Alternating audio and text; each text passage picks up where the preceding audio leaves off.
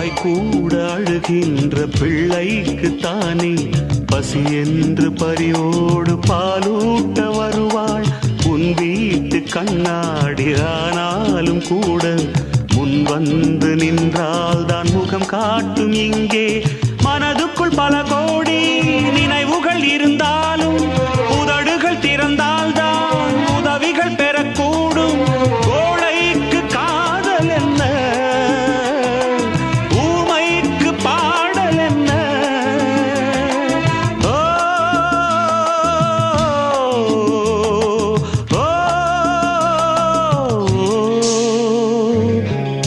பூங்கொடிதான் பூத்ததம்மா, பொன் வண்டுதான் பார்த்ததம்மா.